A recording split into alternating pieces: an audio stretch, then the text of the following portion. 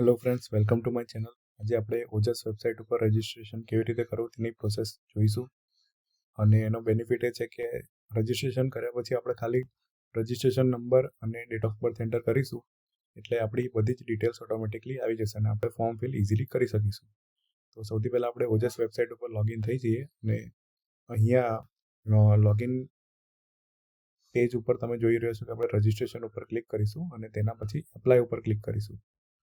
તો આપણું next page open થશે અને અહીંયા આપણે આઈ એગ્રી ઉપર ક્લિક કરીશું તો આપણું ફોર્મ ઓપન થશે અને અહીંયા સ્ટેપ બાય સ્ટેપ આપણે ડિટેલ્સ એન્ટર કરીશું. સૌથી પહેલાં સરનેમ, આપણું name, father's name or husband's name, mother's name, gender, date of birth, marital status અને કેટેગરી સિલેક્ટ કરીશું.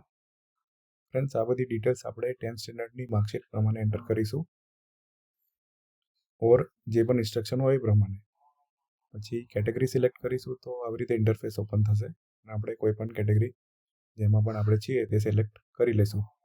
તો એના પછી ફોર એક્ઝામ્પલ કોઈ પણ આપણે કેટેગરી સિલેક્ટ કરી તો એમાં આપણે આવી રીતે બધી ઇન્સ્ટ્રક્શન્સ નાખવાની રહેશે, જેમ કે નંબર, ડેટ છે, કયા સ્ટેટમાંથી અવેલેબલ છે, નોન ક્રિમિલિયર હોય તો તેની ડિટેલ્સ નાખીશું અને કયા ઓફિસર દ્વારા મળેલું છે, જેમ કે ટીડીઓ સાહેબ છે, મામલતદાર છે, એક્સેટ્રા.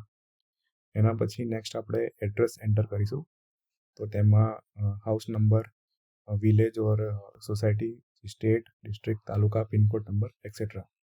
તે જ રીતે આપણે પરમનન્ટ એડ્રેસ પણ એન્ટર કરીશું. તેના પછી મોબાઈલ નંબર અને ઈમેલ એડ્રેસ એન્ટર કરીશું અને કન્ફર્મ કરી લઈશું મોબાઈલ નંબર.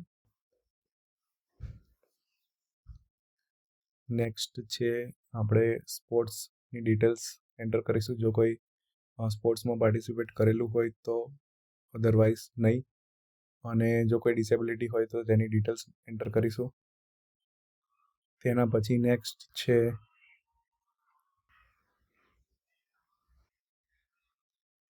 તમે એક્સ સર્વિસમેન હોય તો યસ અને ના હોય તો નો, અને જો હોય તો તેની ડિટેલ્સ નીચે આપેલી છે તે પ્રમાણે એન્ટર કરીશું, જેમ કે સ્ટાર્ટ ડેટ છે, એન્ડ ડેટ છે, આઈડેન્ટિટી કાર્ડ નંબર છે એક્સેટ્રા. તેના પછી નેક્સ્ટ ગુજરાત ગવર્મેન્ટની અંદર એમ્પ્લોયડ હોય તો તેની ડિટેલ્સ એન્ટર કરીશું અને નીચે લેંગ્વેજનો ડિટેલ્સ એન્ટર કરવાની રહેશે. કઈ બોલી શકો છો, રીડ, રાઇટ અને સ્પીકનું ઓપ્શન આપેલું છે, તો જે પ્રમાણે આપણી પ્રોફેશન્સી હોય એ પ્રમાણે આપણે એન્ટર કરીશું. અને નેક્સ્ટ તેના પછી આપણે ફોટો અને સિગ્નેચર અપલોડ કરવાનું રહેશે અને તેના ક્રાઇટેરિયાસ આપેલા છે, તો તમે જોઈ શકો છો કે તેની સાઇઝ પણ આપેલી છે, તો એ પ્રમાણે આપણે એન્ટર કરવાનું રહેશે.